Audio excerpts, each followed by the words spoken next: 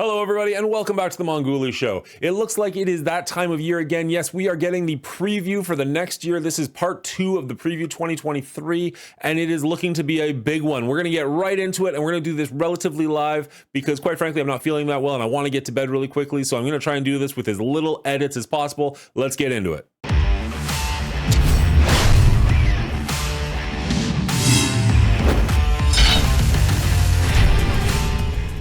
All right, so the blog does start off by saying that while most of these things are well into development, it is still subject to change. So like some of these things they're still working on. They do go on to talk about some of the changes they've already made to the game, including greatly reducing hoarding events, which I do appreciate, improving new player ability to prepare for limited time events, which is good. We want to get new players in and addicted to this game because the long-term players are a dying breed and we need the fresh blood. Setting event difficulty appropriately for many players to feel successful. Hit or miss. Ensuring characters maintain their value for reasonable periods of time. Tell that to the Invaders team.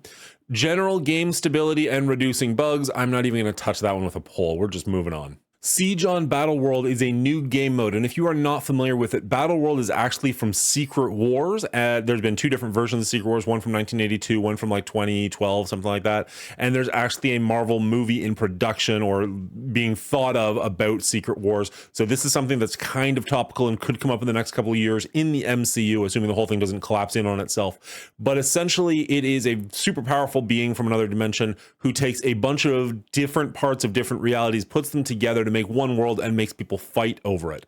The 1982 version and the 2013 version don't follow quite the same idea, but they both have that implemented where you're just taking a bunch of heroes and putting them against each other. So what we're going to be doing here is it looks like we're going to be coordinating with our alliance to actually take over zones. The sieges are going to last for 6 days a piece. And what you're going to want to do is take over as many territories as you can, get as many bonuses as you can. It also mentions a seasonal leaderboard. Doesn't mention how long a season's going to be, but you'll be able to compete with other alliances, get as many points as you can. So you can see Magneto owns this zone. And if you want to fight him, it's going to be hard. And you're going to get a whole bunch of victory. Well, I don't know, 500,000 victory points. That might be a lot. That might be nothing. Who knows if you can defeat him. The interesting part here is it sounds like you're only going to be able to use characters in Battleworld can only be used once daily. So your alliance needs to coordinate to maximize your points. If you're one of the very few people who watched my video about the amount of characters I want to see coming to this game, this is something I talked about with my Galactus idea. Go check that video out to see what I'm talking about. But that's something that I think is actually really, really cool if you are in an alliance that is prepared to handle that. If you are in an alliance that does not use Discord, you might really want to convince your alliance leaders to get a Discord or jump to an alliance that does. I'm not trying to break up your alliances here, but if you want to get the most out of this game, it is definitely worth jumping into. You can see there's a Magneto here who doesn't have a helmet on. I have no idea if that's a character we're going to be able to use in the future. That'd be kind of cool. There are 4 slots here, so I don't know if that's going to be like 4 teammates have to all make it to Asteroid M to defeat this character or how that's going to work. We don't know a whole lot about what's going on in these photos yet. It looks like there's multiple missions you have to complete, which is kind of cool. Cross the gate, you have to get 6 different things. Maybe that's 6 different team members you have to get across. I don't know. This is all looking interesting, but there's not a whole lot of information on it, but I'm excited for it regardless. Nightcrawler is finally coming to the game as part of the Extreme X-Men, and he's coming really soon. You're going to be able to have him unlocked before the end of 2023. Is that with money? Who knows? But he's going to be here really quickly. He's going to be part of a new team. It doesn't tell us who else is on the team. We just get these pictures of Nightcrawler, but being one of my favorite characters, I think that's incredibly cool, and I'm excited for him.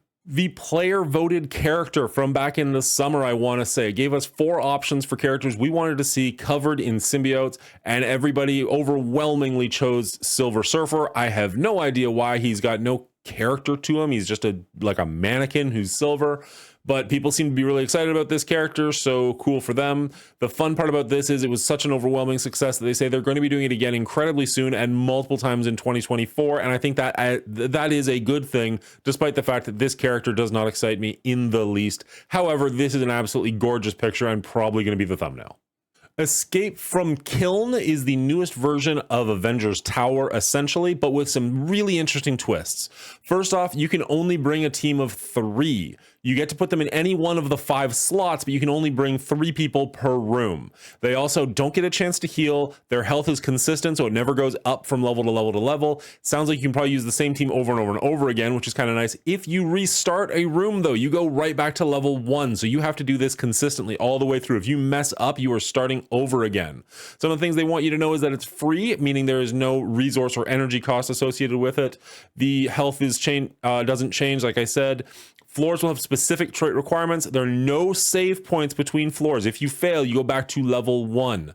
And then the milestone rewards are paid out relative to the highest number of floors cleared in your best run, not your current one, the best run you do. This sounds really fun, actually. I'm actually more excited for this than I thought I would be. Hopefully we can get this relatively soon. The towers are super spread apart, and I would love to see this sooner rather than later. Oh, there. Escape from Killing is targeting a release of January 2024, so just like 2 months away, a month or 2 months away, depending on if it's early or late January.